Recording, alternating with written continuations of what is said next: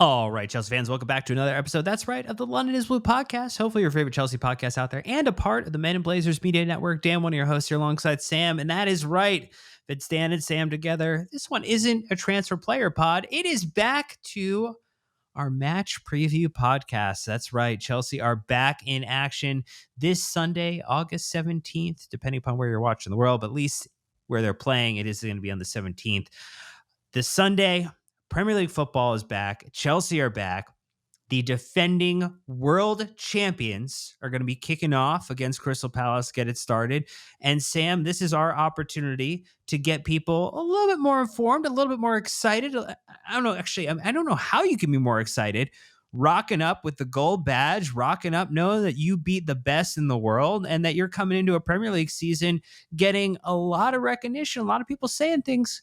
They're saying the quiet parts maybe a little bit louder than they did last season. That Chelsea look pretty prime this season. So I think it's exciting times, my friend. Oh, absolutely. And, just in case you've been able to go with the Athletic in the last couple of days, there was this survey put out for Premier League fans and, just asked who are the most optimistic fans in the Premier League.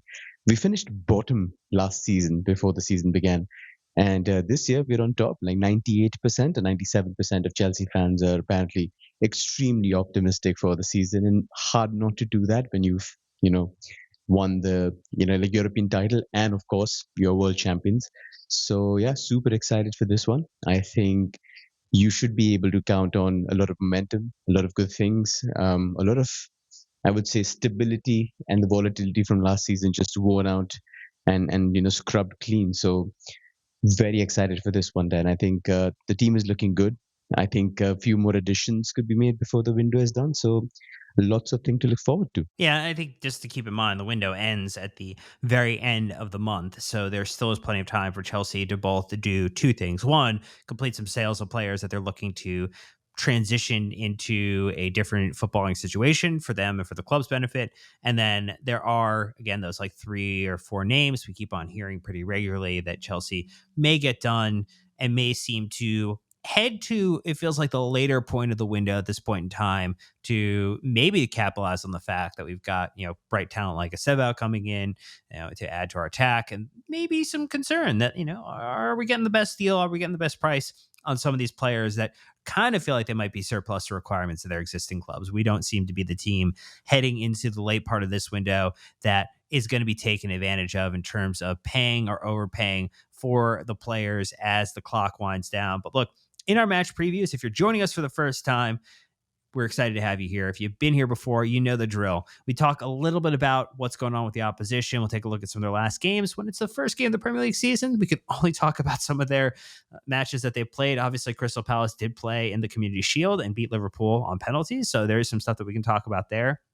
We'll look at who's playing for them, what the style of play is. We'll talk about some of the weaknesses and the strengths of the team. We'll get into some issues that we think Maresca is going to have to solve for. And then we'll wrap it up with a couple of quick predictions, again, with our famous on the ledge prediction that we put as well, too, just to, not just predict wins and losses. We'd like to do a little bit more than that. So, Sam, as we get into this one, I know that you haven't had a chance to watch a ton of Crystal Palace. We did have the Community Shield. We did have some other kind of preseason fixtures they have. I mean, I guess maybe just what's your read on where that team, where that side is? Particularly, we've heard, Eze was going to be leaving at one point this summer. He's going to be involved with this side as of time of recording on August 14th. We had heard about Mark Gahey potentially going to Liverpool. That doesn't seem to be happening, so he will be a part of that side. So, stronger maybe than we thought they would be heading in based upon some of the rumors of outgoings from the side. But it does feel as if they are going to be ready to play. We're going to be ready to play. And at minimum, for the neutral, it should be a pretty cracking game. Yeah, quite interestingly, I've just been able to dust off some old notes from last season because, well, it's essentially identical team. They've not done too much of transfer business then, so they're trying to stick to their guns. I mean, don't really know if they don't have the money or they're just, trying to stick with the core that has worked and then basically got them two very interesting opportunities at Wembley. So good things and bad things there. You mentioned two key names that could yet be lured away from the club. So we're watching that one closely, but never really helps when you've got that much of uncertainty around two key performers. And if you lose both of them trying to replace such key names with limited amount of transfer budget is again going to be a big issue. So I do think there are some really good things to look forward to, but obviously when you beat Liverpool, you make a statement of your own at the beginning of the season. So yeah, I think it's a well matched team, more so because when we faced them last time around, Oliver Glasner, the manager, said, we know everything about them, we know exactly what they're going to do, and we're ready for it. And that was a little bit of psychological mind games that I really like from Glasner. So hopefully we can prove him wrong, because the team seems to have evolved and adapted through the Club World Cup, and the iteration that we're seeing now from Maresca just seems completely different to what we were looking at, or sort of like being used to before we reached that juncture against Flamengo. So super interesting to see how Glasner handles us. Yeah, it will be, I think, very interesting. Again, they're coming off of that wonderful win for them. Obviously, also the terrible news related to European competition for them, though they would argue maybe check your emails. So things to kind of keep in mind and consider there for the chip on the shoulder they might have coming in to this fixture. I guess as it relates to players that are not available for them, any key individuals, at least at time of recording, who don't look likely to make the starting 11 or potentially even make the bench that you would just want to call attention to? Yeah, so in midfield, Daichi Kamada is somebody who started the game against Liverpool in the Community Shield, but went off injured quite quickly. And they had to bring on Will Hughes, who's sort of like a senior veteran campaigner, but doesn't really have the all-round skill set, if I was to be fair to him. So that's definitely one to watch. Czech Decore is somebody who was very highly rated. After that, had a very long-term injury, unfortunately, and then has been in and out. He was expected to be, I think, fit for at least the start of the season, but he's had a setback to a knee injury, and that puts him back by a couple of months, unfortunately. But he's a big miss because he's very defensively minded, does the destroyer's job, and then allows somebody like an Adam Wharton to do his thing. So they're definitely missing a lot of defensive industry, a lot of, I would say, athleticism in the middle of the park. So that's definitely to keep an eye on. I don't think anything else has changed. Largely the same, 11 that they've used throughout all season.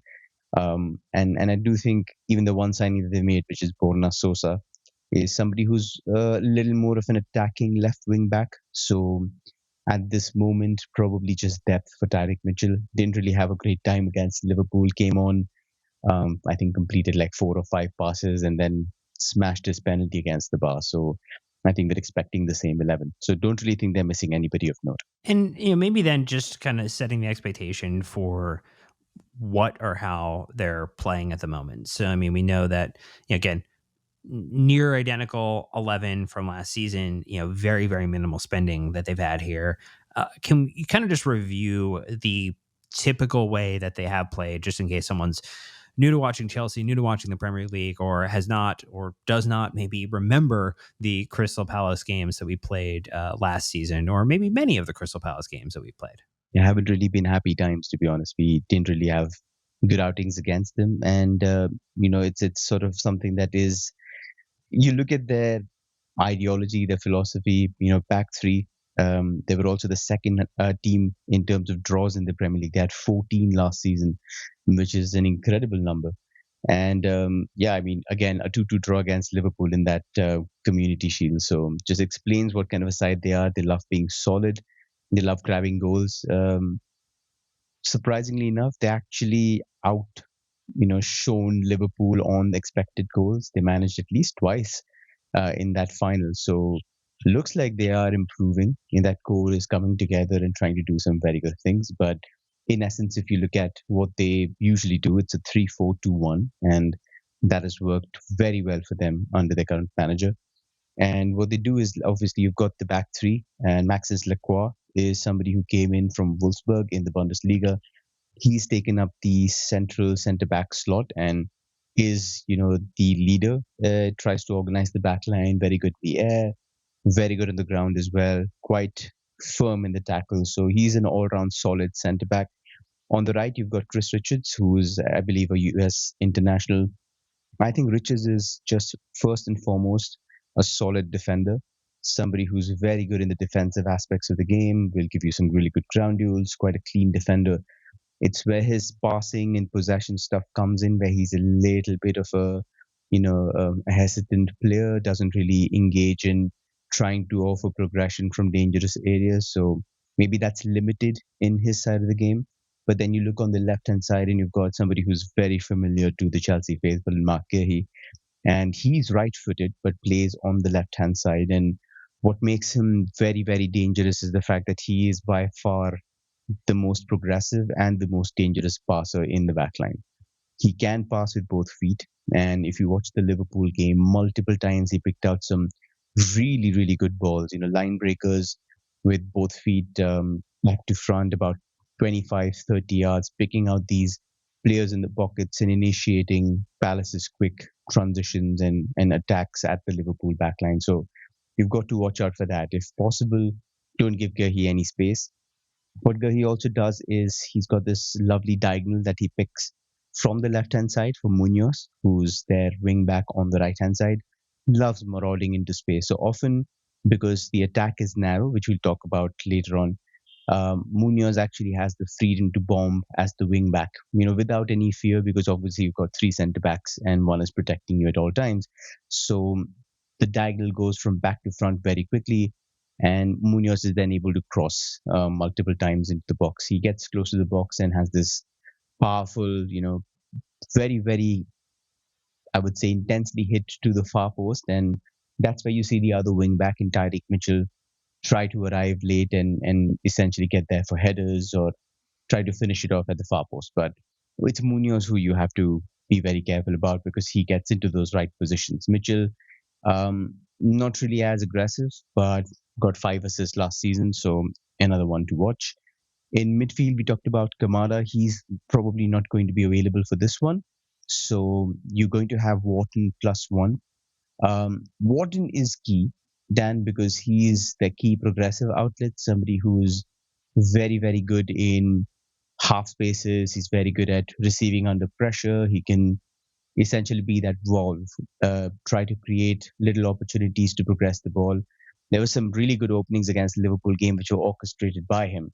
One of them was just receiving the ball on the break, left hand side pass, where he picks out, I think it was Kamada or it was Sar laying it off to Kamada and a through ball for Mateta 1v1, which unfortunately he wasn't able to finish. But Wharton is the guy who can pick out those passes from the center of the field. So you've got to be very careful about him. Obviously, Chelsea was super interested in signing him. Apparently, Paul Winstanley was a big fan, almost made it to the bridge. But yeah, he's definitely somebody to watch. And his complement will, in my opinion, be Will Hughes or it'll be Jefferson Lerma. Both of them, both defensively minded, will try to offer a lot more um, I would say complement in terms of just making sure that you've got that wrecking ball in midfield, able to keep the ball, do short and safe distribution. But it's Wharton who's going to offer more of the spark, while the other is going to be just trying to keep the ball safe and sound. So, yeah, back to front, I think that's what to expect from Palace. And then let me just get our first ad break out of the way real quick, and then we'll come back and talk a little bit more about the attack, Palace out of possession, and a couple other things. So stay tuned. I'll be right back. All right, Sam. So I promised after the break we would come back, talk a little bit about the attack. I know Mateta is one player that, I think has done, I think, fairly well at Crystal Palace that we could kind of get into and speak about. And then, I think Eze would be one just as a, after Elise left, I mean, it seemed like he really took the mantle last season and transformed and kind of had a big up and coming season. Obviously ended up on the radar of a lot of major teams in the Premier League and abroad. Didn't end up making a move as of, again, time of recording. Who's to say that somebody doesn't offer Palace a absurd amount of money between now and then the end of the window? But it does feel as if that they do have some quality in this attack. Yeah, they do. And if you look at just the dynamics of the front three, I think they've clicked very well. You've got quite a unlikely duo. So Eberechi Eze is somebody I would say is quite comfortable in those half spaces, almost a number 10. Loves receiving in those, middle areas and trying to drive at the defense. Ismail Assar actually started off as a winger, somebody who's very good at wide take-ons. And you've got Mateta, who's an all-round centre forward, obviously a very target man profile in this side, but can offer a multitude of strengths. Interestingly, he and Liam Delap profile are very close on the numbers, so I'm guessing That's one reason why we didn't go for him. We went younger and probably somebody who the recruitment team thought that could be polished into a gem or had a higher ceiling than Mateta, who's obviously 26, 27 at this point. But if you're looking at the attacking composition, Dan, it's Mateta in that target man role. He's that direct reference up front. Palace obviously don't really want to keep too much of the ball. It's more about exploiting transitions. It's about trying to hit the opponent when they're least expecting it. So you use his height and physique, and he's very, very good back to goal against centre backs of the caliber of even Virgil van Dijk and Konate, who I would say is one of the best centre back pairing in the Premier League. He showed a lot of good things. He's definitely improved from the first that he tried to play against for Palace. Not really great performances, didn't score for a long time, but has come into his own, finished with a significant tally at the end of the season in double figures. So definitely one to watch. Very good at penalties as well, as is Eze. But you look at him, he's genuinely the guy who will try to knock it down to the other two, Eze and Sa. And what's important about the two AMs is they have complete freedom. You can swap positions, so the left AM can go to the right, right can go to the left. You can even drift to the touchline to be almost a conventional winger. So you have freedom to move into any space in and around those 5 lanes in the attacking third. But what is also important is most of the times they use Mateta's positioning as a reference. If Mateta is dropping to try and receive, then both of them usually run beyond him, trying to get to the defensive line, playing off the shoulder. Even Eze is playing off the shoulder almost as a second centre forward to try and get into through balls. Sar is somebody who also does that. He's learned to be, an auxiliary centre forward. He can be a great take-on threat on the break as well. Will move to the wings, try to attack the fullback. If the fullback is bombing up, he'll try to attack the centre back. So a lot of really good take-on capabilities. Quite a dynamic attack. Very good ball carriers who will trouble you in transition. Try to get yellows out of the position when they're in those moments. The numbers are really good as well. Front three combined for 46 goals and assist contributions last season, and the front three were responsible for 30 of their 51 goals, which is very nice return from front three in terms of the percentage. And Eze and Sa both had 14 of their 38 assists. So very core heavy. It's not like you get a lot when either of them goes off.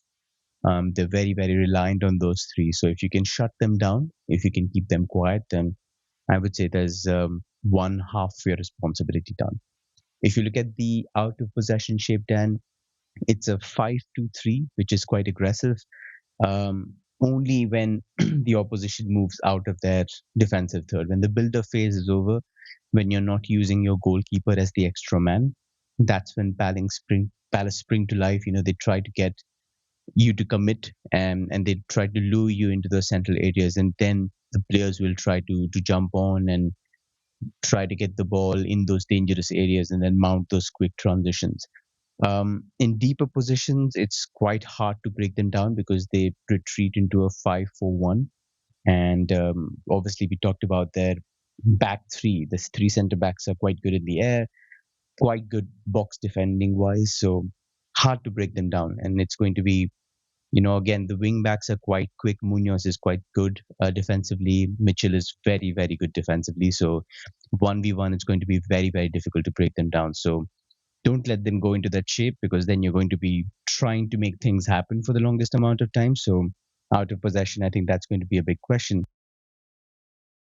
And just a few other facts then before we wind down the tactical preview part of it. Last season they finished with the second highest goals from set pieces with 16 goals, which is a very, very good number. So that's something to watch out for. And also extremely strong scoring after the break. They scored 32 of their 51 goals in the second half. So very strong in the 15-minute period after the break, where they scored, I believe, about 15 goals from the 46-minute to the hour mark. And then after the 76-minute, they've scored 14. So 29 goals have come in those two 15-minute windows. So you've got to be very, very careful in the second half. Get the job done in the first if possible. They also concede more heavily in the second half. So maybe just, try to minimize as much of the chaos as you can. And then Maybe shifting gears because again, not every team is perfect. And we like to give the people some hope, some optimism about where a team coming to face Chelsea might be weak. You might have an opportunity to take it to them.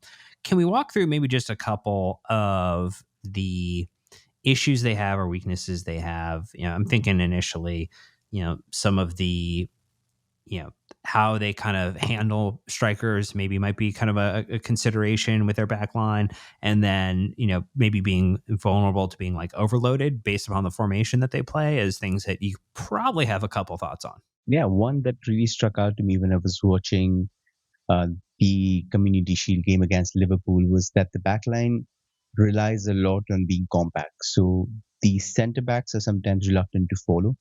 And Liverpool had Hugo Ekitike, who actually loves to drop, drift, quite a flexible forward who's very good running the flanks as well. And I think Palace struggled with that. There was a lot of times that where they didn't get very tight to him, and Ekitike was able to drop. And a lot of Liverpool's openings, at least their more promising forays at goal, came when he was able to get those little flicks and tricks away, combined with the likes of Wirtz or Gakpo, and essentially play one of those guys in inside at goal. So I think that's where Liverpool's attack came alive, and that's what I think you want to do with Joao Pedro, who's quite similar. Not really somebody who likes playing on the shoulder, more about just dropping in as the extra midfielder, able to link up with people. I think that's where you could probably hurt them a lot. He's going to be your reference point, so get close to him. Try to be in that position in those pockets where you can either run at the centre backs or you can draw one of them out if they're stepping up to you and make those dangerous moments happen. Free kicks for Cole Palmer, maybe a quick pass in that pocket from Enzo Fernandez or Palmer to anybody making runs in behind. I think that's going to be very, very crucial. So I would say Joao Pedro, more rather than from a scoring capacity, maybe just from a link up perspective, could be very crucial in this game. Practically, we talked about the 5-2-3. I think by design, it's very vulnerable to being overloaded centrally. So the gaps happen on either side of the double pivot. And Liverpool exploited this by either dropping, you know, um, Jeremy Frimpong as the extra midfielder. So he inverted into those positions. And what that did was it forced the double pivot to take a double take, saying, okay, which one should I take in terms of the double pivot and Frimpong? Or Liverpool just had the option to, if, for example, the wide player followed Frimpong in, then you could switch it out to Mohamed Salah versus Tyreek Mitchell, which is, again, a very tasty 1v1 to have. So if that happens, you've got Kukureya who loves inverting into those positions. So I think that's something to keep an eye on. You've got James or Gusto, depending on the right hand side, who can also offer a little bit of that. So you can create a little bit of instability with that extra midfielder in those positions. So I do believe Maresca will probably go with the diamond that he usually employs against back five. So that's also a really, really good way to give that double pivot a lot of issues, especially when the centre backs aren't pushing up. So that's something you definitely keep an eye on. Kukureya could be crucial in this particular, tactical tweak to exploit Palace. And then, maybe just, in terms of, I think the exploitation, like in transition, I think is maybe another area, particularly I think from like set pieces, I think you've got some thoughts there. And then just the right hand side being overloaded, and like, is that the prime area that you think Maresca is circling and saying, hey, this looked good in the Community Shield match, I'd like to see if I can duplicate some of this with a right hand side that could be littered with some pretty fantastic talent on the day. Yeah, definitely. I think from Liverpool's perspective, you've got most of your technical talent on the left wing. So Ekitike can shift both ways. But what happened was you've got the power and the industry of Milos Kerkesh, who's obviously the new left back, can offer a lot of running power in beyond the last line. So he was offering the running threat, making third man runs, taking people away. But it was that technical core between Florian Wirtz, who I believe is an absolute genius, Ekitike, Dominic Szoboszlai, who's also very industrious, can also offer a lot of intelligent rotations, and obviously Cody Gakpo. So you had as many as five players then on the left hand side trying to overload Palace's four-man unit there, trying to drag them to one side, opening up spaces somewhere else. In fact, the first goal comes from one of those overloads. where you've got Wirtz and Ekitike connecting with each other. Wirtz essentially exchanges a 1-2, finds Ekitike again at the edge of the box. He gets into that crowd, shows that technical brilliance to get away from one marker, and then gets the shot away for that opener. So that's definitely something Maresca will be looking at and saying, look, we've got the same ingredients on the right hand side. You've got Mark Gahey there, you've got Tyreek Mitchell there, so defensively a little stronger. But if you've got Palmer, Neto, Enzo Fernandez, and even Reece James making those kind of runs and offering you those options in terms of quick interchanges that we saw against Milan, then you'd back yourself against any side in the world. So I would say definitely the overloads on the right hand side are definitely one to watch. I think we've rehearsed well against the back five in Milan. This will probably be a sterner challenge, but could yield some very good dividends. So trying to get those interchanges right could be crucial to us breaking that 5-4-1. And the last one I'd probably like to point out is Kamara is quite athletic both ways, can run, has some nice recovery pace. Can't say the same about Adam Wharton and Hughes. I think as a pivot, they can be exploited. In fact, when Hughes and Wharton were playing, a lot of the times Liverpool were able to break even from defensive set pieces where they were able to take on Wharton. So there's one instance where Mohamed Salah got the better of him, almost got a really nice transition opportunity. But yeah, I think when you get into a situation where you can exploit one of those central midfielders, then I think you should run at them, especially if it's somebody like a Pedro Neto or even a Jamie Gittins on the left hand side. If you can ask him to run centrally and add those two players, then you can create a lot of issues. So I think exploit the midfield, especially when there are wide open spaces. Palace don't want to do that. They want to protect that double pivot. Show them why, show them situations where they can't really protect them, and you can possibly take them apart there. And, I think that kind of then sets the expectation for where we can potentially take advantage of this, this Crystal Palace team. Let's take our last ad break. When we get back, we'll talk about how Maresca is going to go to battle in this game. And then we'll get our predictions and, of course, the on the ledge ones out of the way as well, too. So stay tuned, be right back. All right, Sam. So, this is typically the area where you like to flip the script and give me some questions that you're thinking Maresca is trying to solve for at this time. And I try to give you what I think he might say. And again, I'm not a world champion winning manager of a football club. I just like to play one on these episodes. So please, listeners, don't be too unkind if I am completely off base with what might actually end up happening or what the real answer is. Right. So the first one then is arguably, I think, the bane of what really pulled Maresca down last season. It was coming up against these stubborn back fives where you had to rely a lot on individual ingenuity instead of trying to take apart a certain team. So how are you feeling about facing, I would say, the first competitive back five in a long, long time? We didn't face any high level ones in the Club World Cup. So what's the feeling here? Do you think we're up for it, or are pilots going to be really, really hard to break down? Well, I think they will be hard to break down because I think that they are going to want to be stubborn the entirety of those 90 minutes. And so like that, I think is absolutely going to happen. Where I kind of feel, I guess compelled to say, like, I don't know how much he's going to change from the 11 that he started against Milan. I kind of felt like that was the 11 that he was looking to get ready for this game. Now, how they might play, how they might, adapt, what the tactics might be. I think so you kind of think about it. That had Rob Sanchez between the sticks, no surprise there. Had Reece James, Tosin, Trev Chalobah, Cucurella. I think maybe you could argue on any given day you would swap out one of the the center backs. But I think you want Reece James and Marc Cucurella on the pitch. You're going to want Enzo Fernandez and Moises Caicedo on the pitch.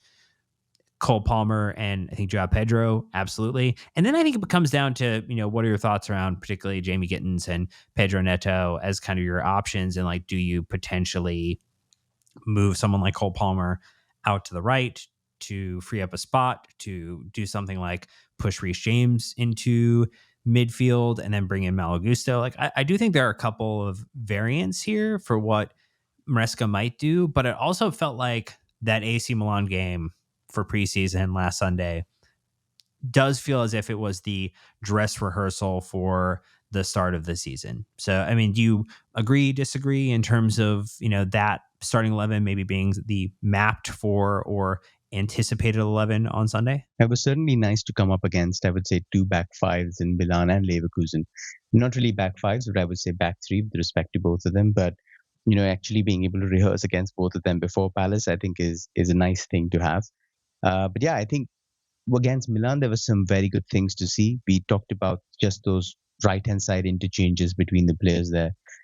Very, very good. And we expect all of them to start again. I don't think there's a lot of doubt on in terms of who starts on the right hand side. So you're going to have the same core. So how are they going to break down Palace? I think we've got some really good examples of what they can do off the fly in just trying to get those solutions in.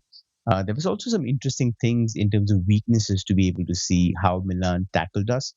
One of them being that the wing back was dropping between our fullbacks, so Reece James and Neto, and a lot of the times the goalkeeper was just Maignan was basically clipping balls straight to the wing back between Neto and Reece James. There was a couple of occasions when Neto just turned around and screamed at Reece saying, "Who's taking him?" And Reece was pinned by Salamakis on the left hand side, so couldn't really jump. So maybe we see Glasner looking at that game and saying, okay, maybe there's a pressing issue here. We can use our wing backs to essentially progress.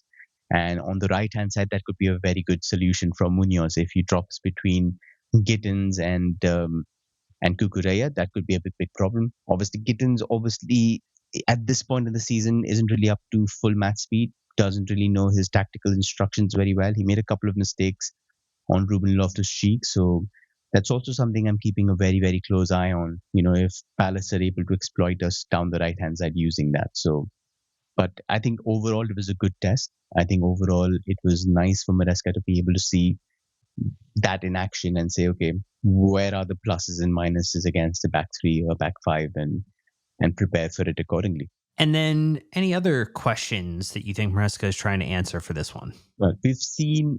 Okay, so this is no comparison or not really doing injustice to Jamie Gittins' talent, but we've often seen like quick wingers, the likes of Mikhailo Mudryk, for example, come up against the back five and then struggle to take on. You've got a wing back to beat, and then you've got a centre back to beat, and then you've got another centre back to beat. So taking on 2-3 players is going to be very, very tough. If you look at the Liverpool game, Gakpo tried it and was suddenly triple teamed and didn't know where to go. So what happens on the left hand side, Dan? Do you still trust Jamie Gittins? He's looked electric in his cameos, but coming up against a Premier League ready back five is a different proposition altogether. So are you thinking shifting, putting Cole Palmer on the right hand side, putting Neto on the left, Enzo in the middle, and something else? Or are you just saying, let's just go with what's worked, put Gittins on the left hand side, and maybe make the changes happen a little later on? I think the big thing would be dependent upon, you have Malo Gusto, you have Reece James. So if you were kind of making maybe an alternative situation, you might throw a third body into midfield, it feels like, and go with that front three in terms of like leaving Gittins out and potentially having him replace later in the match, or having Estevao place someone on the right hand side later in the match, and shifting things around formationally. So I almost wonder if, because of where everybody is from a fitness perspective, that Maresca just says like, look, I'm going to like let this roll out and say that like we had a long summer. The players had a long summer. Players like Jamie Gittins didn't play as much as others did. And, he had his, I think, 10 days of training independently before he came and got situated with the squad. It does feel as if I don't know if it's right or wrong. I just feel like he's going to end up starting. I think he will end up starting, and I think Pedro Neto will end up starting, and I think it'll be Cole Palmer behind João Pedro, and I think he'll be trying to figure out how we can push very quickly to unlock what is a stubborn defense and get that first goal to really open up the game. Sounds like a sound plan. So I think on a great note, we definitely need to move on to our score predictions as well as on the ledge predictions. So I'll let you start here first, and I usually go first. What is your scoreline and what is your on the ledge prediction, the first of the season? I'm going to go with the high flying Chelsea Football Club, which they have really only against Fluminense and Palmeiras, like they have not scored less than 2 goals in a significant number of games. I guess I'm not really counting the Milan and Leverkusen ones. I think it's a 3-1 victory to Chelsea on the day. And my on the ledge for that is we will have an Estevao assist or goal off the bench. You stole mine. That was mine. That was Ah, I didn't even put it in the doc, but well done. I mean, well done for reading, just telegraphing that one. But yeah, I had Estevao making some kind of a goal contribution off the bench. So I would probably say this is a great game to go. Joao Pedro's been in scoring form, but I think this is where he probably gets one assist. I really, really think he's mm. probably going to have more of a playmaking role, and his assists are I would say, in terms of the numbers, been a little bit of the weakness. So it is on the ledge because you expect him to score, but you don't really expect him to assist. So I'd probably say that Joao Pedro assist is something that I would love to go for. And a Will Hughes yellow card quite early on is also on the card. So could be a yellow, could be a red, but he's definitely going to get booked. So those two things are definitely on my predictions list. But I expect us to go there, and it'll be narrower than people think. But I think it's going to be a 2-1 win. I really remember that 3-0 that we had on the opening day of the season with Trev Chalobah scoring that rocket. So hopefully a feel good, opening day of the season win would be absolutely sensational at the Bridge. Great way to start the season. Well, I think we would all absolutely love that if that were the case. So we are hoping for it. We hope that you're willing for it too. We'd love to hear your on the ledge predictions. Don't forget to mention those at us on a social or drop them in the YouTube comments if you're on YouTube with us. But again, first match preview of the 25-26 Premier League season in the books for your world champion Chelsea Football Club, heading into another Premier League campaign. That's going to do it for this one. So thank you so much for listening. Don't forget to like and subscribe and comment if you're on YouTube with us. Get involved in our Discord community. Fun place to be on match day in a free or paid capacity. You also have the option to sign up for our free weekly newsletter, the London is Blue Dispatch, and you can leave a 5-star review on Apple Podcasts and Spotify. At the beginning of the season, it's always super, super helpful. It helps people find the podcast, and if they're new to Chelsea, we want them to hear about this. But until next time, you know what to do. Keep blue flag flying high.